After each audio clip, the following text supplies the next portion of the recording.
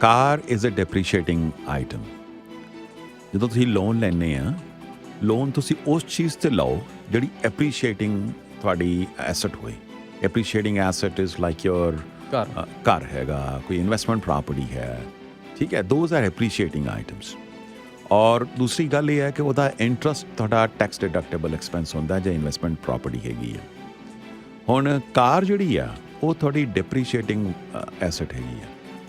ਉਹਦੀ ਜੋ ਤੁਸੀਂ ਅੱਜ 90,000 ਦੀ ਕਾਰ ਟੈਸਲਾ ਦੀ ਲਿਆਉਂਦੀ, ਜਿਹੜਾ ਮਾਡਲ ਵਾਈ ਹੈ, ਠੀਕ ਹੈ, 90,000 ਦੀ ਲਿਆਂਦੀ ਤੁਸੀਂ ਵਿਦਿਨ ਫਸਟ ਈਅਰ ਤੁਹਾਡੀ ਕਾਰ, ਮੈਂ ਕਿਹਾ ਪਹਿਲੇ ਹਫ਼ਤੇ 'ਚ 30% ਤੁਹਾਡੀ ਦੀ ਵੈਲਿਊ ਡਿੱਗ ਜਾਂਦੀ। ਹਾਂਜੀ well you used a word excitement. Shamil ji, August is not an exciting month for the stock markets. ਪਰ ਜੋ ਮਰਜ਼ੀ ਹੋਏ ਜੀ, ਸਾਡੇ ਵਾਸਤੇ ਅਸੀਂ ਤੇ ਆਪਣੀ ਐਕਸਾਈਟਮੈਂਟ ਖਤਮ ਨਹੀਂ ਕਰਨੀ। ਜੀ, ਤੇ ਕੀ ਖਬਰ ਹੈ ਜੀ market the? Let me say, first of all, good morning, ਸਤਿ ਸ਼੍ਰੀ ਅਕਾਲ, ਨਮਸਕਾਰ, ਆਦਾਬ ਸਾਰੇ ਹੀ ਸਰੋਤਿਆਂ ਨੂੰ। Market, sir, has been very volatile. It was ups and downs. ਹਾਲਾਂਕਿ ਟੋਰਾਂਟੋ ਸਟਾਕ ਇੰਡੈਕਸ ਜਿਹੜੀ ਆ ਇਸ ਵੀਕ ਥੋੜ੍ਹਾ ਜਿਹਾ ਹਾਲੇ ਤੱਕ ਪੋਜ਼ੀਟਿਵ ਹੈਗੀ ਆ, ਪਰ ਡਿਪੈਂਡ ਕਰਦਾ ਅੱਜ 10 ਵਜੇ ਜਿਹੜੇ federal reserve chairperson Jerome Powell, ਉਹਨਾਂ ਦੀ ਇੱਕ ਸਪੀਚ ਹੈਗੀ ਆ। ਔਰ ਇਹ ਸਪੀਚ ਇਸ ਕਰਕੇ ਮਹੱਤਵਪੂਰਨ ਆ ਕਿ ਇਹ ਜੈਕਸਨ ਹੋਲ ਜਗ੍ਹਾ ਹੈਗੀ ਉਹ ਇੱਕ ਸਟੇਟ ਦੇ ਅੰਦਰ, ਉੱਥੇ ਇਹ ਹਰ ਸਾਲ ਆਪਣੀ ਸਪੀਚ ਦਿੰਦੇ ਆ। ਪਿਛਲੇ ਸਾਲ ਜਦੋਂ ਉਹਨਾਂ ਨੇ ਜਦੋਂ 2018 ਤੋਂ ਇਹ ਬਣੇ ਹੈ, ਜਦੋਂ ਆਪਣਾ ਫੈਡਰਲ ਰਿਜ਼ਰਵ, ਜਦੋਂ ਵੀ ਇਹ ਸਪੀਚ ਦਿੰਦੇ ਆ ਇਸ ਜਗ੍ਹਾ 'ਤੇ, ਮਾਰਕੀਟ 'ਚ ਉਥਲ ਪੁਥਲ ਹੁੰਦੀ ਆ। ਔਰ ਇਹਦੇ ਅੰਦਰ ਨਕਲੀ ਨਾ ਉਹਨਾਂ ਨੇ ਸਪੀਚ ਦੇਣੀ ਆ, ਬਲਕਿ ਜਿਹੜੀ ਅਗਲੇ ਮਹੀਨੇ ਉਹਨਾਂ ਦੀ ਫੈਡਰਲ ਰਿਜ਼ਰਵ ਦੀ ਮੀਟਿੰਗ ਹੈਗੀ ਆ ਇੱਕ ਇੰਟਰਸਟ ਰੇਟ ਸੈਟਲਮੈਂਟ ਬਾਰੇ, ਉਹਦੇ ਬਾਰੇ ਵੀ ਇਹ ਥੋੜ੍ਹੀ ਡਾਇਰੈਕਸ਼ਨ ਦੇਣਗੇ। ਅਤੇ market is looking at it. So market is jittery, market is nervous.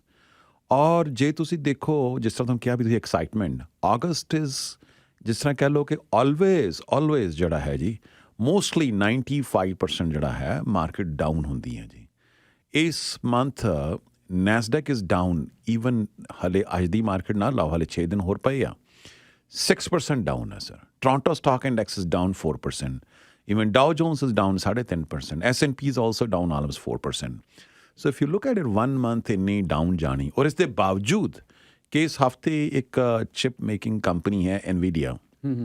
NVIDIA is, you could say now, 5th largest company, more than $1 trillion company. Tesla ਵਰਗੀ ਕੰਪਨੀ ਤੋਂ ਵੱਡੀ ਕੰਪਨੀ ਹੈਗੀ ਆ, ਅਤੇ ਉਸ ਕੰਪਨੀ ਨੇ ਬੜੀ ਰੋਬਸਟ ਅਰਨਿੰਗ ਦਿੱਤੀ ਜੀ।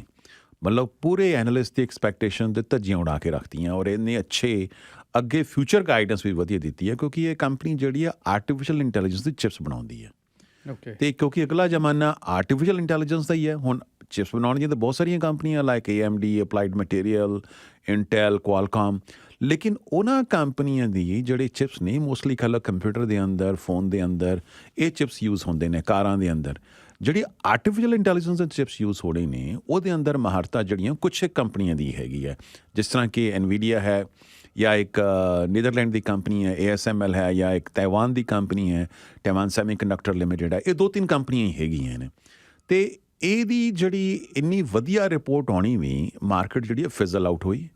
ਕਿ ਜੇ ਕੈਨੇਡਾ ਦੀ ਗੱਲ ਕਰੋ, ਕੈਨੇਡਾ ਦੇ ਅੰਦਰ ਸ਼ਮੀਲ ਜੀ ਇਸ ਹਫ਼ਤੇ ਬੈਂਕਾਂ ਨੇ ਸਾਡੇ ਆਪਣੇ ਜਿਹੜੇ ਖਾਤੇ ਖੋਲ੍ਹੇ ਆ, ਉਹ ਲੋਕਾਂ ਨੂੰ ਦੱਸਣਾ ਸ਼ੁਰੂ ਕੀਤਾ ਵੀ ਕਿਸ ਤਰ੍ਹਾਂ ਦੀ ਕਾਰਗੁਜ਼ਾਰੀ ਰਹੀ ਆ।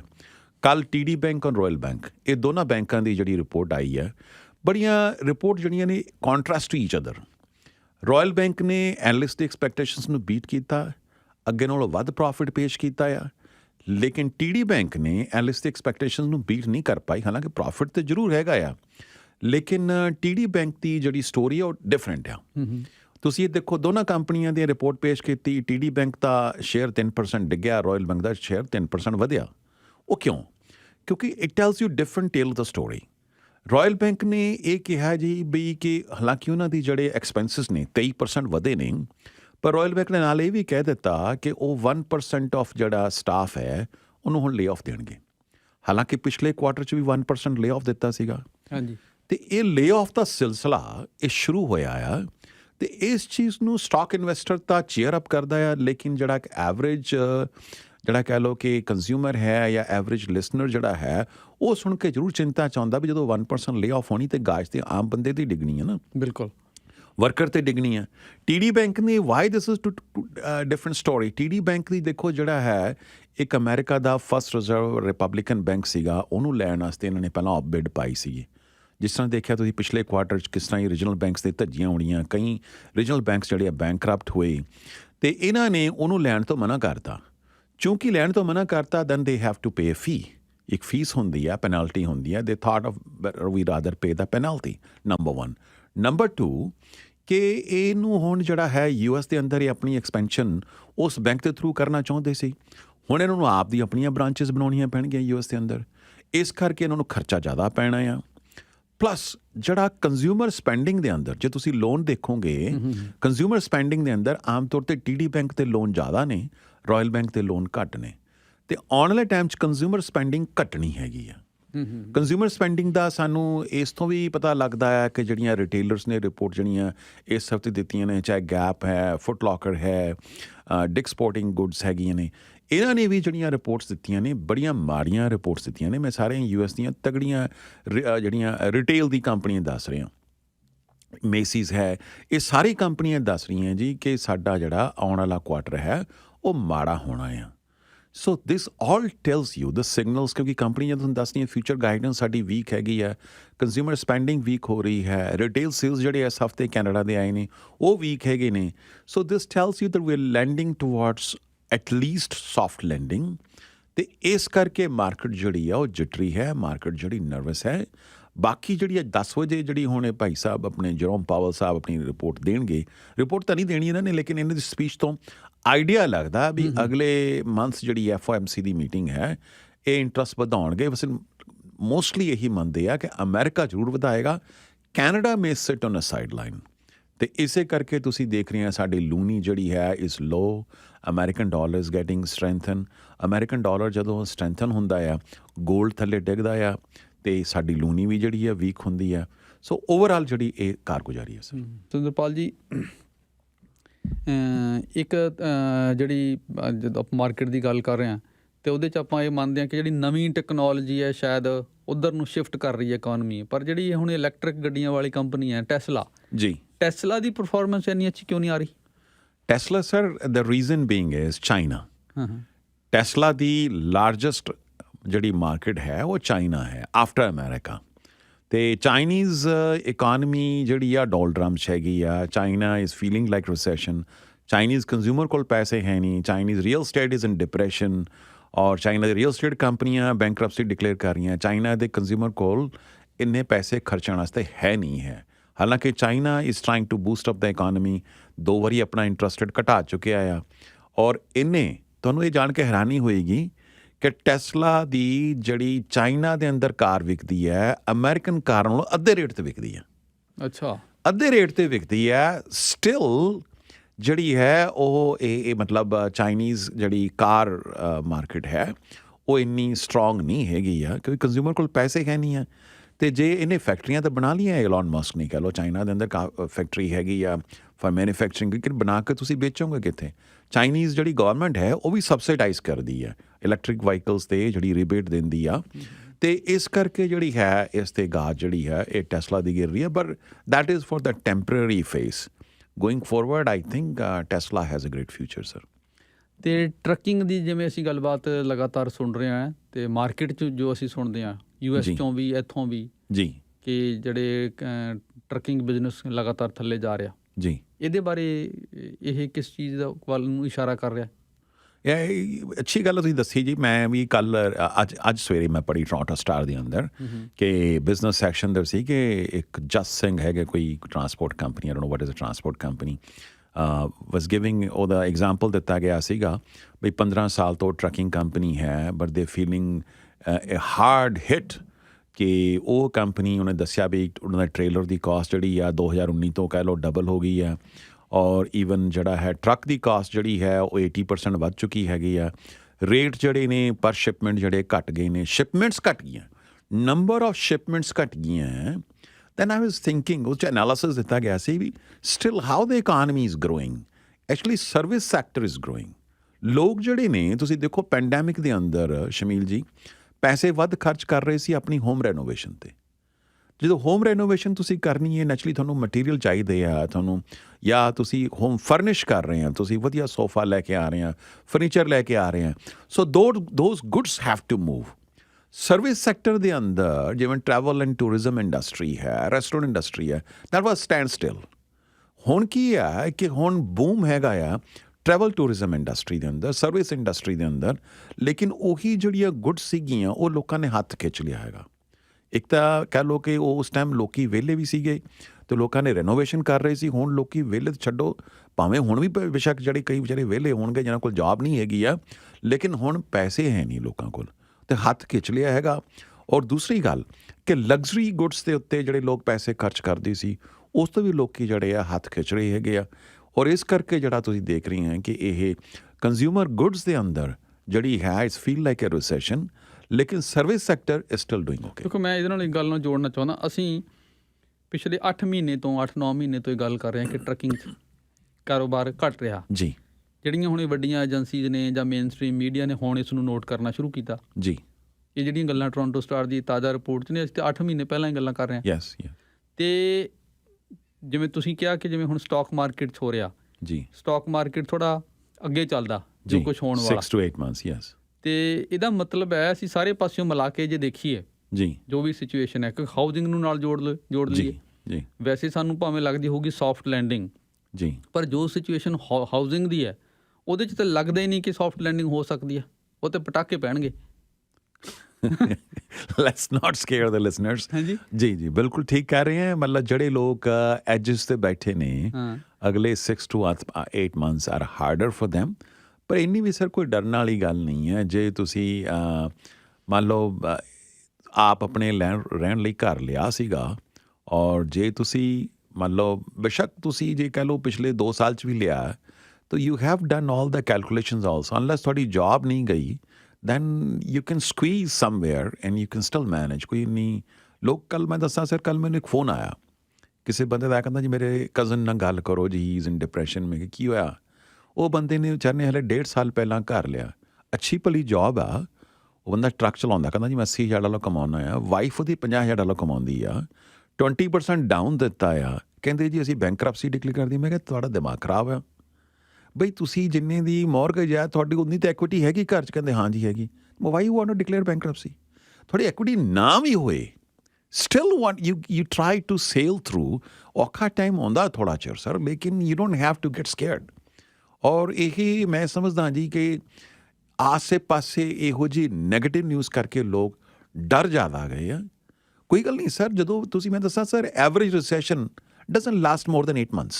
ਦੇਖੋ ਰਿਸੈਸ਼ਨ ਤਾਂ ਇਸ ਤੋਂ ਵੱਡੇ ਆਇਆ, ਯੈਸ, ਹੈ ਨਾ, ਪਰ ਇਹ ਹੈ ਕਿ ਵੀ ਜੇ ਉਹਦੀ ਥੋੜ੍ਹੀ ਜਿਹੀ ਤਿਆਰੀ ਕਰ ਲਈ ਜਾਵੇ। ਕੱਲ੍ਹ ਵੀ ਅਸੀਂ ਗੱਲ ਕਰ ਰਹੇ ਸੀ, ਜੇ ਤੁਸੀਂ ਥੋੜ੍ਹੀ ਜਿਹੀ ਇਹ ਮੰਨ ਕੇ ਕਿ ਪ੍ਰੋਬਲਮ ਹੁਣ ਹੈਗੀ ਆ, ਪ੍ਰੋਬਲਮ ਤੋਂ ਅੱਖਾਂ ਮੀਚ ਕੇ ਨਹੀਂ, ਜਿਵੇਂ ਕਈ ਲੋਕਾਂ ਦੀ ਕੋਸ਼ਿਸ਼ ਹੁੰਦੀ ਲੋਕਾਂ ਦੀਆਂ ਅੱਖਾਂ 'ਤੇ ਪਰਦਾ ਪਾ ਦਈਏ ਜੀ, ਅੱਖਾਂ 'ਤੇ ਪਰਦਾ ਪਾ ਕੇ ਨਹੀਂ, ਅੱਖਾਂ ਖੋਲ੍ਹ ਕੇ ਜੇ ਉਹਦੇ ਨਾਲ ਜਿਵੇਂ ਤੁਸੀਂ ਦੱਸਿਆ ਸਮਝਦਾਰੀ ਨਾਲ ਪਲੈਨਿੰਗ ਕੀਤੀ ਜਾਏ, ਜ਼ਰੂਰਤ ਮੁਤਾਬਕ ਜੇ ਕਦਮ ਇੱਕ ਪਿੱਛੇ ਲੈਣਾ ਪੈਂਦਾ ਪਿੱਛੇ ਵੀ ਲੈ ਲਿਆ ਜਾਏ, ਤੇ ਫਿਰ ਇਹਦੇ ਨਾਲ ਡੀਲ ਕੀਤਾ ਜਾ ਸਕਦਾ। 100% sir, recession is part of the industrial economy.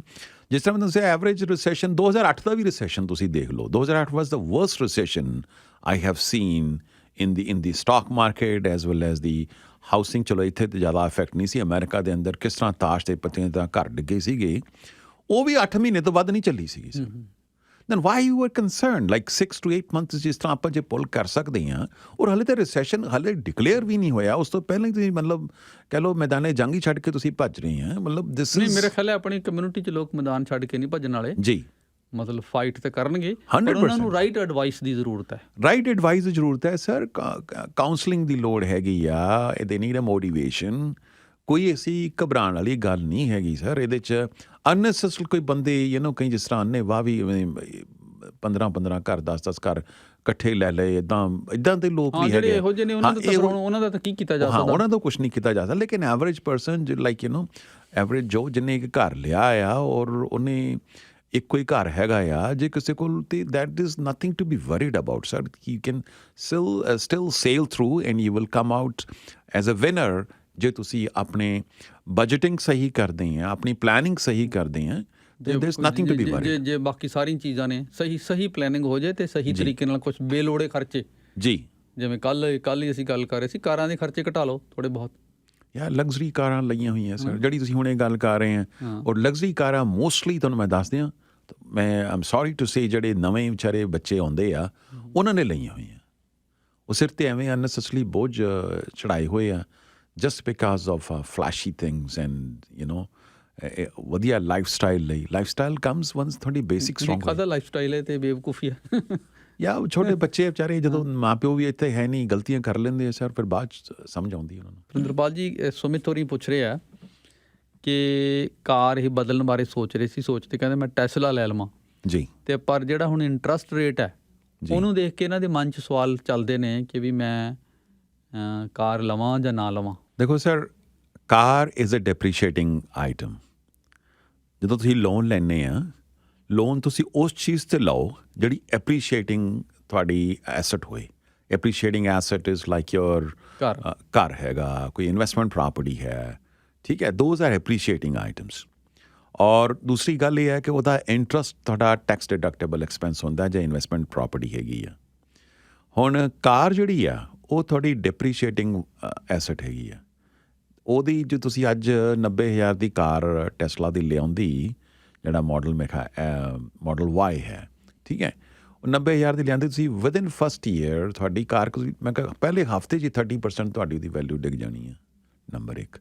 Number 2, ਤੁਹਾਨੂੰ ਜਿਹੜਾ ਹੈ ਉਹ ਕਈ ਕਾਰ ਕੰਪਨੀਆਂ ਸਬਸਿਡਾਈਜ਼ ਕਰਦੀਆਂ ਲੋਨ, ਲੇਕਿਨ Tesla gets you loan from mostly ਜਿਹੜੇ ਬੈਂਕਸ ਨੇ।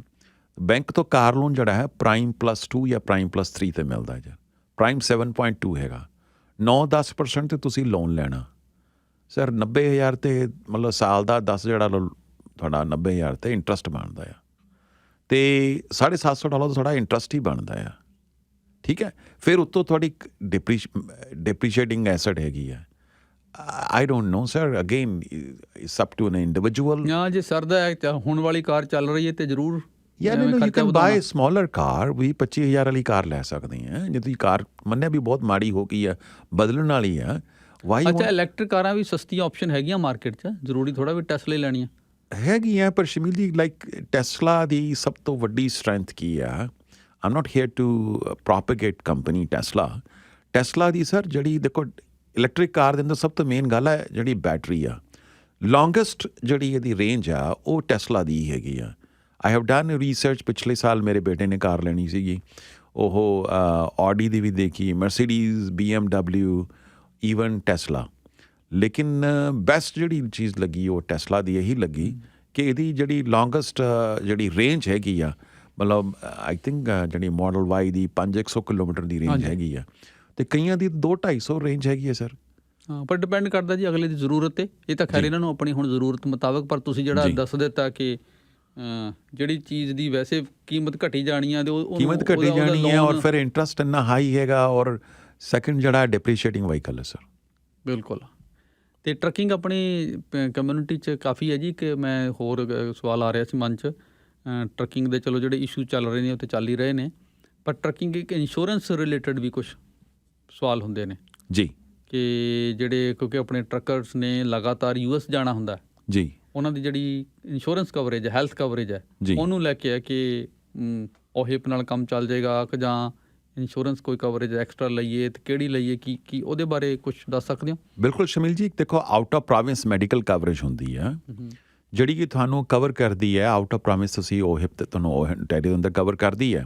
ਉਹ ਤੁਹਾਨੂੰ $5 ਮਿਲੀਅਨ ਤੱਕ ਦੇ ਮੈਡੀਕਲ ਐਕਸਪੈਂਸਿਸ ਜਿਹੜੇ ਨੇ ਉਹ ਕਵਰ ਕਰਦੀ ਹੈ। ਹੁਣ ਜੇ ਤੁਸੀਂ ਕਿਸੇ ਕੰਪਨੀ ਟਰੱਕ ਚਲਾਉਂਦੇ ਆ, ਤੁਸੀਂ ਸੋਚਦੇ ਮੇਰੀ ਡਿਸੇਬਿਲਿਟੀ ਲਈ ਹੋਈ ਆ, ਪਰ ਉਹ ਡਿਸੇਬਿਲਿਟੀ ਜਿਹੜੀ ਆ ਉਹ ਮੰਥਲੀ ਇਨਕਮ ਨੂੰ ਰੀਇੰਬਰਸ ਕਰੇਗੀ, ਨਾ ਕਿ ਮੈਡੀਕਲ ਐਕਸਪੈਂਸਿਸ ਨੂੰ ਰੀਇੰਬਰਸ ਕਰੇਗੀ।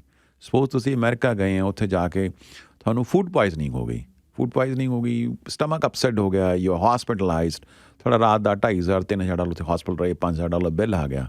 ਦੀ disability company will not pay that expenses, ਉਹ will not pay that expenses. So ਉਹਦੇ ਲਈ ਤੁਹਾਨੂੰ ਜਿਹੜੀ ਹੈ ਇੱਕ ਕਾਰਡ ਵੀ ਬਣ ਜਾਂਦਾ ਹੈ, ਜਿਹੜਾ ਕਿ out of province medical coverage the card ਹੁੰਦਾ। ਉਹਦੇ 'ਚ ਵੀ ਕਈ ਚੀਜ਼ਾਂ ਜਿਹੜੀਆਂ ਨੇ ਲੂਪ ਹੋਲਸ ਹੁੰਦੀਆਂ ਨੇ। ਕਈ ਕਾਰਡ 'ਚ ਸ਼ਮੀਲ ਜੀ ਇਹ ਹੈਗਾ ਬਈ ਮਤਲਬ ਕਹਿ ਲਓ $60-70 ਦਾ $80 ਦਾ ਕਾਰਡ ਬਣ ਜਾਂਦਾ ਸਾਲ ਦਾ, ਲੇਕਿਨ ਉਹਦੇ ਅੰਦਰ ਇਹ ਹੈਗਾ ਵੀ ਜੇ ਤੁਸੀਂ ਬਾਹਰ ਗਏ ਹੈ, ਅਮਰੀਕਾ ਗਏ ਹੈ, when you come back you have to stay 72 hours within Ontario before you go out. ਹੁਣ ਜੇ ਟਰੱਕ ਡਰਾਈਵਰ ਵਿਚਾਰਾ ਗਿਆ ਆ, ਉਹਨੂੰ ਆਉਂਦੇ ਸਾਰ ਦੁਬਾਰਾ ਅਗਲੇ ਦਿਨ ਟ੍ਰਿਪ ਮਿਲ ਗਿਆ, he will go back, that company will not cover.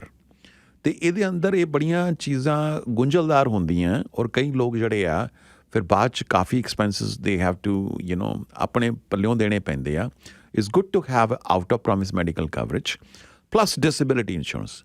Disability insurance ਨੂੰ ਸਾਡੇ ਲੋਕੀ ਬਹੁਤ ਜਿਹੜਾ ਹੈ ਅਣਗਹਿਲੀ ਕਰਦੇ ਆ, ਔਰ ਖਾਸ ਤੌਰ 'ਤੇ ਟਰੱਕਿੰਗ ਇੰਡਸਟਰੀ ਦੇ ਅੰਦਰ ਟਰੱਕਰਸ ਜਿਹੜੇ ਨੇ ਉਹ ਪੈਸੇ ਚੰਗੇ 8-10 ਹਜ਼ਾਰ ਡਾਲਰ ਕਮਾਉਂਦੇ ਨੇ, ਲੇਕਿਨ ਡਿਸੇਬਿਲਿਟੀ ਇੰਸ਼ੋਰੈਂਸ ਜਿਹੜੀ ਆ ਉਹ ਬੇਸਡ ਔਨ ਇਨਕਮ ਹੁੰਦੀ ਹੈ. ਇਨਕਮ ਜਿਹੜੀ ਤੁਸੀਂ ਰੈਵਨਿਊ ਕੈਨੇਡਾ ਨੂੰ ਰਿਪੋਰਟ ਕਰਦੇ ਆ, ਰਿਪੋਰਟ ਤੁਸੀਂ ਕਰ ਰਹੇ ਆ $30,000, ਤੁਸੀਂ 30,000 ਇਨਕਮ ਜੇ ਰਿਪੋਰਟ ਕਰ ਰਹੇ ਆ, ਉਹਦਾ 80% ਤੁਸੀਂ ਕੁਆਲੀਫਾਈ ਕਰਦੇ ਆ, ਯਾਨੀ 24,000 ਤੁਸੀਂ ਲੈ ਸਕਦੇ ਆ. 24,000 ਨਾਲ ਤਾਂ ਤੁਹਾਡਾ ਮਤਲਬ 2,000 ਮੰਥਲੀ ਤੁਹਾਡੀ ਮੌਰਗੇਜ ਵੀ ਨਹੀਂ ਜਾਣੀ, ਖਰਚਾ ਕਿੱਥੋਂ ਨਿਕਲਣਾ ਆ? So then you have to look for other sources. ਕਿਸ ਤਰ੍ਹਾਂ ਤੁਸੀਂ ਆਪਣੀ ਡਿਸੇਬਿਲਿਟੀ ਇਨਕਮ ਵੱਧ ਤੋਂ ਵੱਧ ਲੈ ਸਕਦੇ ਆ? ਤੁਸੀਂ ਬਿਜ਼ਨਸ ਓਵਰਹੈਡ ਇੰਸ਼ੋਰੈਂਸ ਲੈ ਸਕਦੇ ਆ, ਟਰੱਕ ਦਾ ਲੋਨ ਲਿਆ ਹੋਇਆ, ਟਰੱਕ ਦੇ ਲੋਨ ਦੀ ਇੰਸ਼ੋਰੈਂਸ ਲੈ ਸਕਦੇ ਆ, ਟ੍ਰੇਲਰ ਦਾ ਲੋਨ ਲਿਆ ਉਹਦੀ ਇੰਸ਼ੋਰੈਂਸ ਲੈ ਸਕਦੇ ਆ, ਘਰ ਦੀ ਮੌਰਗੇਜ ਡਿਸੇਬਿਲਿਟੀ ਇੰਸ਼ੋਰੈਂਸ ਲੈ ਸਕਦੇ ਆ, ਬਿਜ਼ਨਸ ਐਕਸਪੈਂਸਿਸ ਦੀ ਇੰਸ਼ੋਰੈਂਸ ਲੈ ਸਕਦੇ ਆ, ਜਿਹਦਾ ਕਿ ਤੁਹਾਡੀ ਇਨਕਮ ਦੇ ਨਾਲ ਕੋਈ ਤਾਲੁਕ ਨਹੀਂ ਹੈਗਾ. ਤੇ ਇਸ ਤਰੀਕੇ ਨਾਲ ਜ਼ਰੂਰੀ ਨਹੀਂ ਹੈ ਤੁਸੀਂ 2-2.5 ਪਰਸਨਲ ਡਿਸੇਬਿਲਿਟੀ ਤੁਸੀਂ $2,500 ਦੀ ਲਈ ਹੈ, ਜੇ ਤੁਹਾਡੀ ਟਰੱਕ ਦੀ ਲੋਨ 3,000 ਦੀ ਹੈ, ਤੁਸੀਂ ਉਹਦੀ ਬਿਜ਼ਨਸ ਓਵਰਹੈਡ ਇੰਸ਼ੋਰੈਂਸ $3,000 ਉਹਦੇ ਨਾਲ ਕਵਰ ਕਰ ਸਕਦੇ ਹੈ. ਜਾਂ ਤੁਹਾਡੇ ਹੋਰ ਬਿਜ਼ਨਸ ਓਵਰਹੈਡ ਐਕਸਪੈਂਸਿਸ ਨੇ, ਓਵਰਹੈਡ ਐਕਸਪੈਂਸਿਸ ਦੀ ਇੰਸ਼ੋਰੈਂਸ ਲੈ ਸਕਦੇ ਆ. ਘਰ ਦੀ ਮੌਰਗੇਜ ਤੁਹਾਡੀ ਜਿਹੜੀ ਆ ਉਹ $4,000 ਜਾਂਦੀ ਆ, ਉਹ ਤੁਸੀਂ ਘਰ ਦੀ ਮੌਰਗੇਜ ਡਿਸੇਬਿਲਿਟੀ ਲੈ ਸਕਦੇ ਆ, ਜਿੱਦਾਂ ਕਿ ਪਰਸਨਲ ਡਿਸੇਬਿਲਿਟੀ ਨਾਲ ਕੋਈ ਲੈਣਾ ਦੇਣਾ ਨਹੀਂ ਹੈਗਾ. ਔਰ ਅਕਸਰ ਲੋਕ ਜਦੋਂ ਡਿਸੇਬਿਲਿਟੀ ਲੈਂਦੇ ਆ, they just think it's a commodity ਵੀ 1 ਕਿਲੋ ਆਟਾ ਲੈਣਾ ਆ. ਇਟਸ ਨਾਟ ਲਾਈਕ ਦਿਸ, ਕਿਉਂਕਿ disability is a very vague subject, it's not black and white. ਇਹਦੇ ਅੰਦਰ ਬੜੇ ਸਾਰੇ ਗ੍ਰੇ ਏਰੀਆਜ਼ ਨੇ. ਡੈਫੀਨੇਸ਼ਨ ਆਫ ਡਿਸੇਬਿਲਿਟੀ ਡਿਪੈਂਡ ਕਰਦੀ ਹੈ, ਵੇਟਿੰਗ ਪੀਰੀਅਡ ਡਿਪੈਂਡ ਕਰਦਾ ਹੈ, ਆਕੂਪੇਸ਼ਨ ਡਿਪੈਂਡ ਕਰਦਾ ਆ, length of disability short term ਹੈ, ਲੌਂਗ ਟਰਮ ਡਿਸੇਬਿਲਿਟੀ ਹੈਗੀ ਆ, ਔਰ ਸੋ ਮੈਨੀ things very in this thing. If you look ਕਿ ਮੈਨੂੰ ਫਲਾਣੀ ਕੰਪਨੀ $45 ਦੀ ਦਿੰਦੀ ਹੈ ਜਾਂ $65 ਦੀ ਦਿੰਦੀ ਹੈ, there is a difference between this. You should always compare. ਤੁਸੀਂ ਦੇਖੋ ਤੁਹਾਨੂੰ ਪਰਸਨਲ ਸੂਟੇਬਿਲਿਟੀ ਕਿਸ ਚੀਜ਼ ਦੀ ਹੁੰਦੀ ਹੈ, ਪਲੱਸ ਆਊਟ ਆਫ ਪ੍ਰੋਵਿੰਸ ਜੇ ਤੁਸੀਂ ਜਾਂਦੇ ਆ ਉਹਨੂੰ ਜ਼ਰੂਰ ਕਵਰ ਕਰੋ, otherwise you taking a big risk. Time ਤੇ ਹੁਣ ਨਹੀਂ ਰਿਹਾ, ਪਰ ਇੱਕ ਸਵਾਲ ਸੀਗਾ ਜੀ, ਥੋੜ੍ਹੇ ਬਹੁਤ ਬਰੀਫਲੀ ਤੁਸੀਂ ਇਹਨੂੰ ਐਡਰੈਸ ਕਰ ਸਕੋ. ਅਮਰਜੀਤ ਧਾਲੀਵਾਲ, ਕਿ ਤੁਸੀਂ ਕਹਿ ਰਹੇ ਕਿ ਜਿਹੜਾ ਰਿਸੈਸ਼ਨ ਹੈ ਅਪਰੋਕਸੀਮੇਟਲੀ 8 ਮਹੀਨੇ ਰਹੂਗਾ. 8 ਮਹੀਨੇ ਕਦੋਂ ਤੋਂ? From beginning, from starting, when they declare. ਅੱਛਾ, ਜਦੋਂ ਡਿਕਲੇਅਰ ਕਰ ਦਿੱਤਾ ਉਹਨਾਂ ਨੇ, ਜਦੋਂ ਆਫੀਸ਼ੀਅਲੀ ਡਿਕਲੇਅਰ ਕਰ, ਜਦੋਂ ਵੈਨ ਆਫੀਸ਼ੀਅਲੀ ਡਿਕਲੇਅਰ ਤਾਂ ਕਰਦੇ ਆ ਜੇ ਲਗਾਤਾਰ 2 quarter GDP goes negative. Then they declare it. ਸੋ ਅਜੇ ਤਾਂ ਕੋਈ ਆਫੀਸ਼ੀਅਲੀ ਰਿਸੈਸ਼ਨ ਡਿਕਲੇਅਰ ਹੋਇਆ ਨਹੀਂ ਹੈ ਹਲੇ ਤੇ 1 ਕੁਆਟਰ ਵੀ ਨੈਗੇਟਿਵ ਨਹੀਂ ਗਿਆ ਸਰ. 2 ਕੁਆਟਰ ਤਾਂ ਛੱਡੋ, ਪਰ 1 ਕੁਆਟਰ ਵੀ ਨਹੀਂ ਗਿਆ, ਕੋਈ ਡਰਨ ਵਾਲੀ ਗੱਲ ਨਹੀਂ ਸਰ. ਜੇ ਆਪਣਾ ਤੁਸੀਂ ਨੰਬਰ ਸ਼ੇਅਰ ਕਰ ਸਕੋ. Sure sir, my direct line number is 416-573-4798, 416-573-4798, Punjabi 'ਚ 416-573-4798. ਬਹੁਤ ਸ਼ੁਕਰੀਆ ਜੀ, ਥੈਂਕ ਯੂ ਜੀ, ਥੈਂਕ ਯੂ.